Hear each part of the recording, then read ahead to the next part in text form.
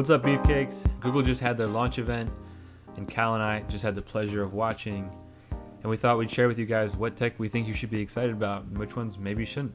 So let's talk about that.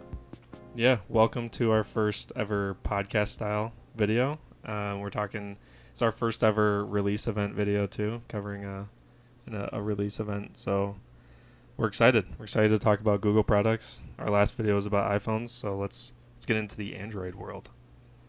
Yeah, definitely going to be a change of pace in all senses of the phrase. So let's start with the phones, Cal. What are you thinking? What do we got here? What did you learn? Yeah, so same setup for the lineup this year, the Pixel 7 and Pixel 7 Pro, just the two phones. And a lot of it's the same. A lot of it's the same design language. It's got that camera visor. But they changed it from last year where it's all metal. It's part of the frame now, which I think arguably looks better than just the glass visor. It was kind of in two pieces, which didn't look great. But it's got this new aluminum visor now, which is, I think it's pretty cool. It's unique. But we've also got the same screen technology in these phones as last year, same sizes. I think the 7 Pro has a slightly less curved screen. That's always welcomed. I think Samsung did that from their S20 Ultra to their S21 Ultra. So we love that. But yeah, new chip, the Tensor G2. That's exciting. There's a lot of new features with that, and I think that's mainly where the upgrades are, with the Tensor G2 chip and some new camera technology. Yeah, and worth noting too, before we get too deep into the specs and the tech, actually all of Google's phones, they're saying, are from recycled materials. So that aluminum railing and frame that Cal was talking about is all recycled aluminum. And I guess according to the event, they're saying they're projecting to be carbon free by 2030. So definitely some cool stuff in terms of production and manufacturing there from Google. And excited to see them set the bar in that sense. What do you think about that, Cal? Well, slight correction. Carbon neutral, not carbon free. Carbon free would be awesome. How about that? Fair if enough. anyone can do that by 2030, applause to them. But yeah, the sustainability part is always huge, and every company is talking about that now. And I'm glad to see Google doing, I think, one of the best jobs of sustainability. And that's always nice to see. Yeah, for sure. And they're building quality phones from our standpoint. So what's the price point looking like? What are users gonna be able to get this into their hands, or is it just too expensive like some of the Samsung phones we've been looking at? So the Pixel 7 starts at $599, and the Pixel 7 Pro starts at $899, which those are great price points for these phones. I just don't understand why there's a $300 gap, because I don't think these phones are $300 different, if that makes sense. Yeah, I think that gap really comes from them wanting to get people to switch over to Pixel. I think they're thinking it's a stretch to get people to go straight for their flagship Pixel 7 Pro. So they're hoping if they drop the price of the 7, then maybe people will join. I guess to explain a little bit more, usually you see like $100 to $200 range between phone models. So definitely a little interesting that they decided to go with a $300 difference there. But we'll see if it pays off. Yeah, I mean, $600 for a really nice phone, that's a great deal. And even the $899, like the Pixel 7 Pro is competing with the iPhone 14 Pro and the Samsung Galaxy S22 Ultra. The iPhone's $1,000, the Samsung is $1,200. So I mean, that puts them in great competitive advantage in that area. Yeah, so someone might think, cheaper phone, worse tech, worse specs. What are we seeing in terms of hardware? Do you think it's a worse phone, or are we seeing something that's actually competitive? Well, I mean, it's an Android, so you shouldn't buy it. So there we go. Video's over. There we go. It's done. It's done. iPhone only for the win. No, I mean, I think this is a great phone. I think best photography in any smartphone. I forget his name in the event, but he said it's like having the power of a DSLR in your pocket. I mean, come on, dude, it's not that good, but it's it's arguably the best photography camera on the market. So yeah, I don't know, let's talk about some of those camera features because I think that's really important. They've come up with a lot of new features. Can we first start though with their, I don't know what to call it, but their tactics of trying to copy Apple but hide the fact that they're copying Apple. Oh yeah, they love it. They spent all this time talking about all these features they've already had, like crash detection and emergency response, deployment, whatever you want to call it. Always all on these features display. yeah, all these things that iPhone has had is just now implementing into their phones. They're like, oh, we've had this for years, and we're leading technology. And then they immediately go into their camera and they're like, oh, look at all these things that iPhone does that we do too now. It was hilarious. It was a great moment. They go, But we have yeah, face unlock now. Yeah, we have cinematic blur. Yeah, we have active stabilization. It's like, wow, you have an iPhone. And iPhone has a Google Pixel. without green text messages. Every phone is the same. Don't tell me otherwise. Yeah, No, you're but not wrong. Unless it folds. unless it folds, then it's different. But yeah, so let's get into some of those camera features. So first off, let's just go through the lenses. So the 7 has just a telephoto. I think it's just an ultra wide and a wide, and then the 7 Pro has the ultra wide, wide, and this new 5 times telephoto, which puts it kind of in the middle in a hardware aspect of the market, where like the S22 Ultra has a 3 times and a 10 times, so 2 separate optical zooms, Right. and then iPhones have just 3 times, so 5 times puts them in the middle. But they have the software, of course, because it's Google. So they have Or computational photography, as they call it. if you've ever heard that term's used a lot nowadays. So the main sensor is 50 megapixels, and what they're able to do, which is kind of copying Apple, which is fine because it's a great feature. So they're taking the inner 12.5 megapixels of that 50 megapixel sensor, and that way you get a 2 times zoom. So it's like having a 2 times. The camera takes a photo this big, and then it goes like this when you zoom in. Yeah. So that you get the same image quality without using a smaller lens, essentially. Yeah, or just an extra lens. Yeah. So instead of having like 5 lenses, you just have 3.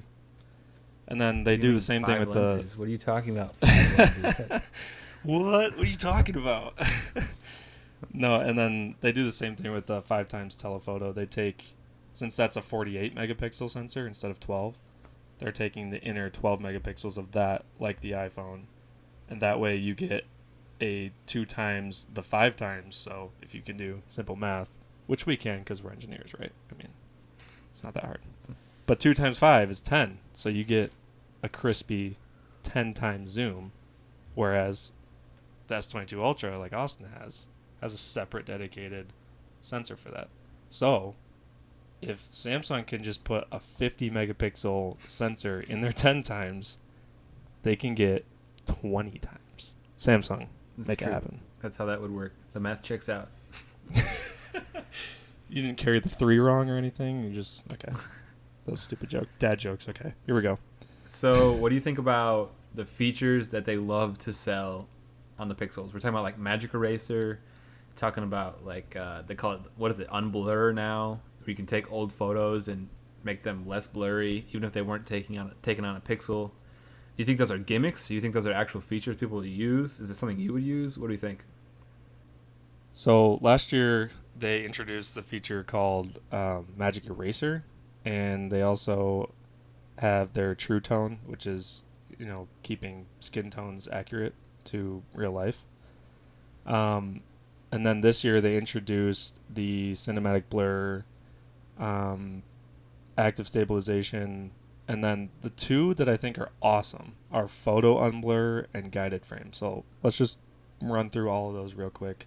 Magic Eraser, you basically can use the software to remove things from your photo, like in your background. It's really nice if you want to get like just your kid running around on the beach or just yourself in the beautiful mountain range without all these tourists in the background. So that's really cool. That's really useful.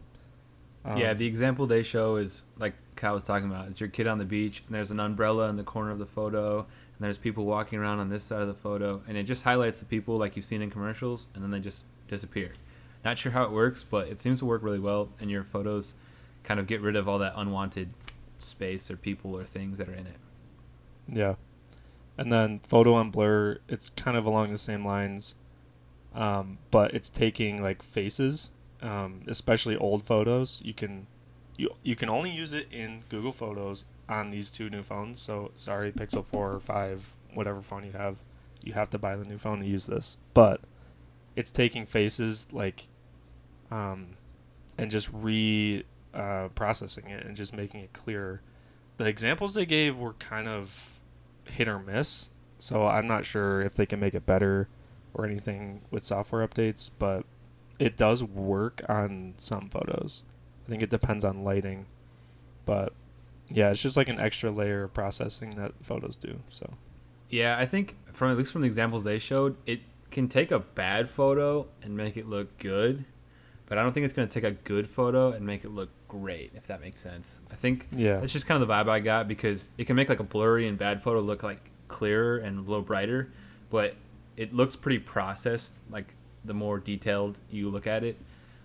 So it's not super refined yet, but we know Google's infamous for releasing products before they're totally completed with. So I'm sure we'll get updates and all sorts of stuff that'll make it work better. But it's an interesting feature that definitely could be useful, I think, for a lot of people. yeah, I'm glad they brought it as a feature because it will be useful, and yeah, I'm excited to see people use it. Yeah, same. Uh, one more last camera feature, and then I think we should talk about the watch and the tablet. But guided frame is a great inclusivity feature for blind people, and I guess you can use it if you're not blind, but it's mainly for blind people where it will tell you out loud through the speakers where to place your phone. It'll say move it left, move it up, move it down, and then it'll say perfect, and then like ding, I think, and then you can take like a perfect selfie.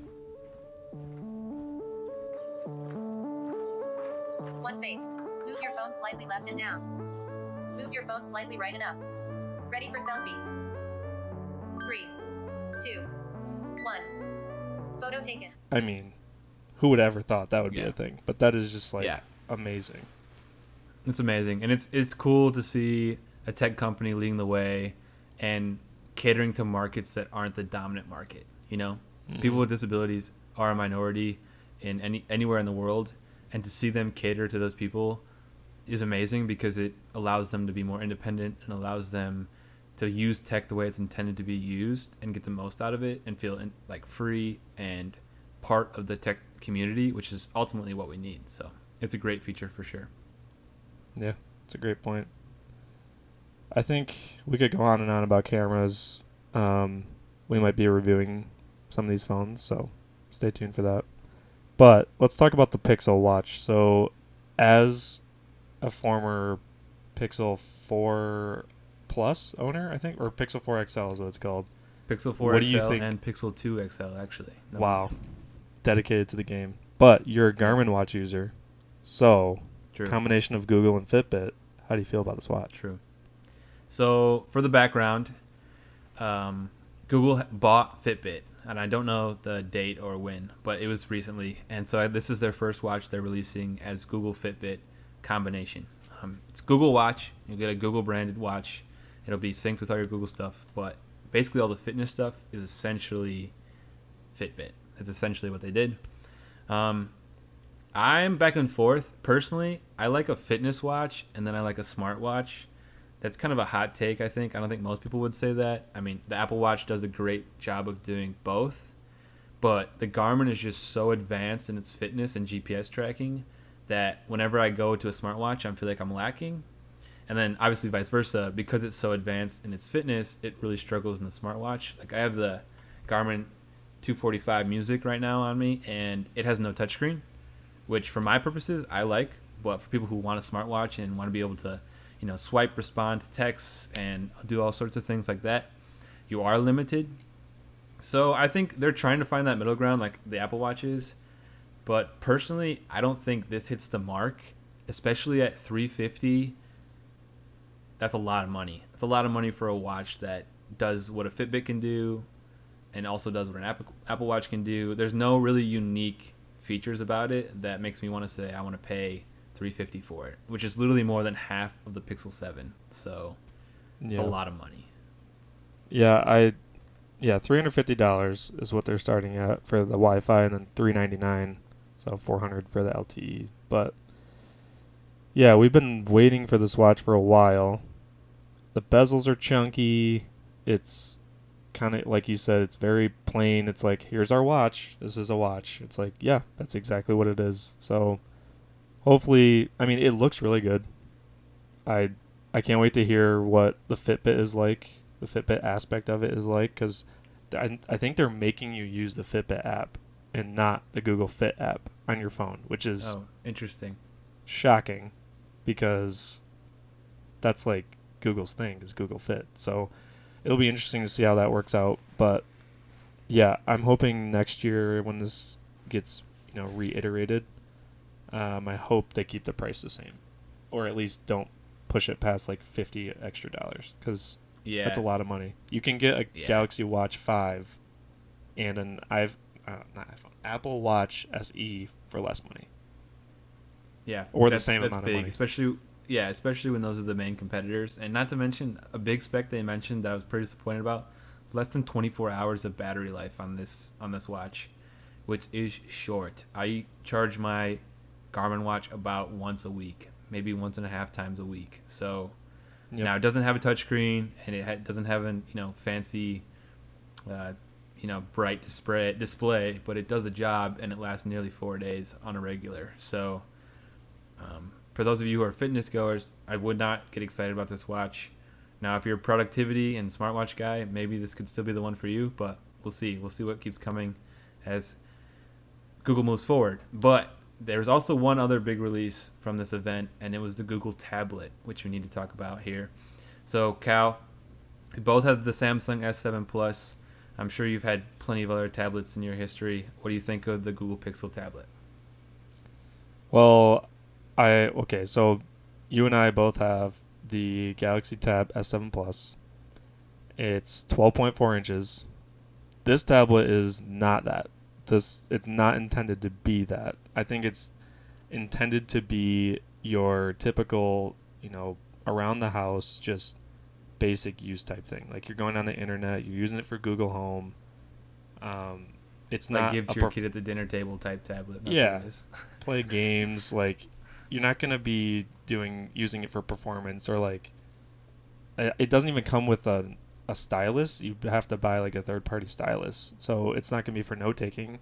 So it's just gonna be around the house, which is why Google was like, "Oh, we make the Google Home Nest Max, whatever it's called, Nest Max," and it's like, "Oh, let's just saw the tablet off of it and then put magnets and then attach it to it." So, which is why they're selling a dock with it. Exactly what they did. Exactly what they did. Yeah. So I think that's brilliant. Yeah, for those of you that haven't seen, there's this speaker base that sits on your desk or table or kitchen, wherever you want to put it, and the tablet just magnetically clicks into place, and it's really versatile. I think it's a good idea. I think the video they showed it in was hilarious. They talk about how it's on the go and you can put it wherever you want, and the dude sits down on the couch, on the arm of the couch, the tablet's sitting on the base right next to him, and he grabs it and he rotates, and I'm like, wow, look how far he went with his tablet. He's on the go. Look at him. He's on the go. Wow. But anyways, it's a cool feature, and I definitely could see it being useful. I like it way better than the Nest Max, because the Nest Max just sits there and it's like a permanent piece of your house, whereas this dual like it's a speaker and it's a tablet, which I think is a really cool kind of dynamic feature. Yeah, the speaker's nice, so that it's still a Google Home, but also it charges your tablet, so it's like you don't even need to think about charging it. You just put it on the dock. Right. And it still has the front-facing camera in landscape mode, which every tablet should have. The Tab S7 Plus has. iPad does not. Why is it in portrait? It's just a giant iPhone. Anyway, that's a rant for a different day. But yeah, it uses the same Tensor G2 chip as the Pixel phones, which is one of the best chips in the market. So yeah, I think this is basically their entry tablet into the market. I think the G2 has a lot more capabilities than they're using it for right now, but I think as they progress in the tablet market, it'll become a much more competitive device. But for now, I think it serves its purpose in that kind of niche home tablet, whatever you want to call it, world. I think it could be unique and something I would consider getting depending on the price point. Yeah. For sure. I mean, we could go on and on about this stuff, but I think that's all we have for today. Yeah, hopefully you guys learned something, and hopefully you guys are excited about some upcoming Google tech. So maybe you didn't even know Google made phones. So there you go. You learned something new now today. You know. Yeah, so thanks for watching. It's Cal and Austin. And yeah, always remember, can't be beefy. Can't be beefy without the cake. All right, peace out.